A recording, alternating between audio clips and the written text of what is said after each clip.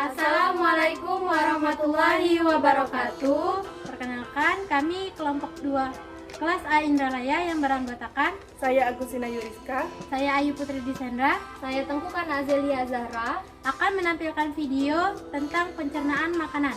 Selamat menyaksikan.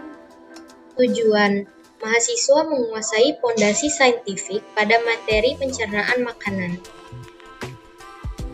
Prosedur proyek: baca dan pahami materi tentang pencernaan makanan, cari mengapa makhluk hidup memerlukan makanan dan bagaimana proses pencernaan makanan, pahami mengenai reaksi enzimatis yang berlangsung pada proses pencernaan makanan. Buat dan edit video semenarik mungkin.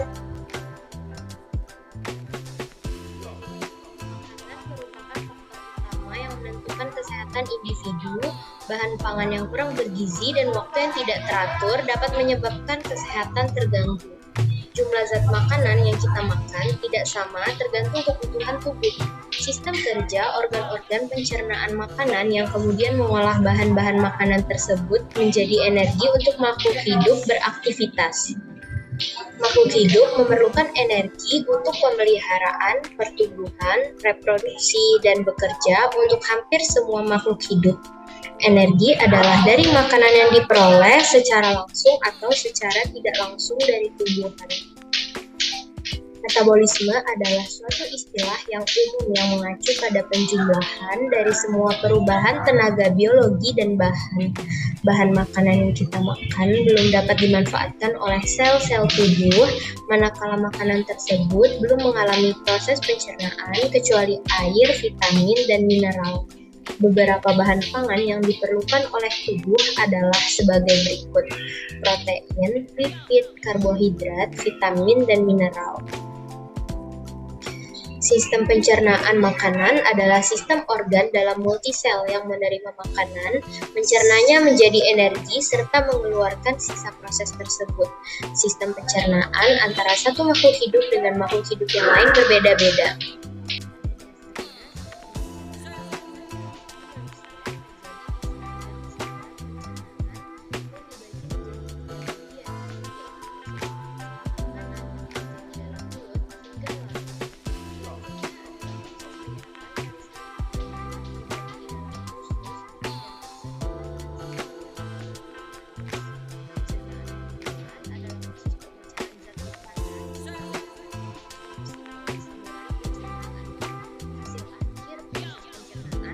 Terbentuknya molekul atau partikel makanan, yakni glukosa, asam lemak, dan asam amino yang siap diserap oleh mukosa saluran pencernaan.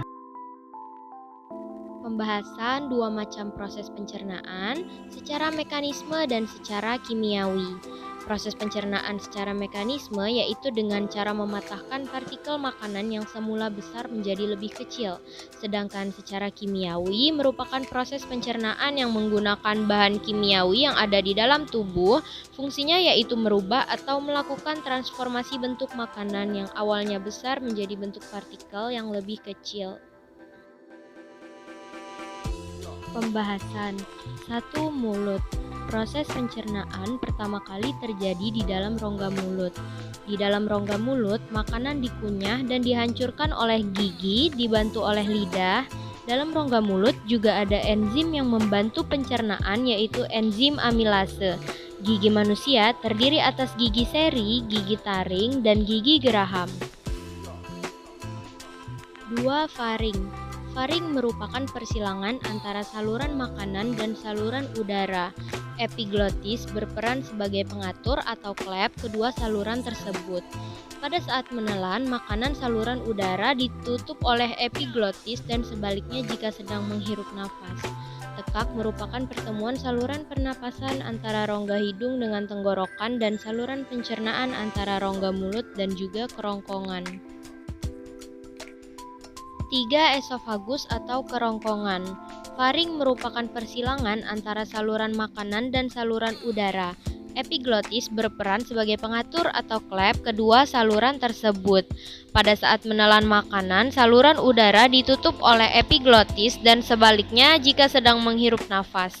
Tekak merupakan pertemuan saluran pernafasan antara rongga hidung dengan tenggorokan dan saluran pencernaan antara rongga mulut dan kerongkongan. 4. Lambung.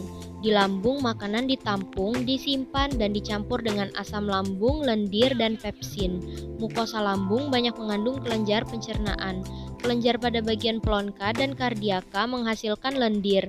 Kelenjar pada fundus terdapat sel parietal menghasilkan HCl dan Schiphol menghasilkan pepunogen. Proses digesti di lambung meliputi pencernaan pada lambung sebatas pada protein, sangat sedikit lemak, dan karbohidrat. Absorpsi zat-zat tertentu seperti alkohol dan obat-obatan. 5.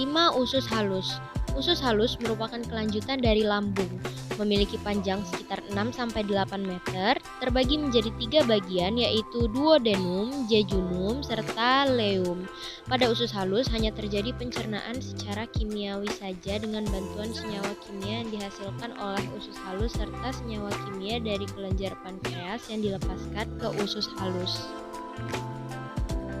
6. Usus besar merupakan usus yang memiliki diameter lebih besar dari usus halus, memiliki panjang 1,5 meter dan berbentuk seperti huruf terbalik. Usus besar dibagi menjadi 3 daerah yaitu kolon ascendens, kolon transversum, dan kolon descendens. 7. Rektum dan anus. Rektum adalah organ terakhir dari usus besar pada beberapa jenis mamalia yang berakhir di anus. Organ ini berfungsi sebagai tempat penyimpanan sementara feses. Mengembangnya dinding rektum karena penumpukan material di dalam rektum akan memicu sistem saraf yang menimbulkan keinginan untuk melakukan defekasi. Feses dibuang dari tubuh melalui proses defekasi yang merupakan fungsi utama anus. Kesimpulan, makhluk hidup memerlukan energi untuk pemeliharaan, pertumbuhan, reproduksi, dan bekerja.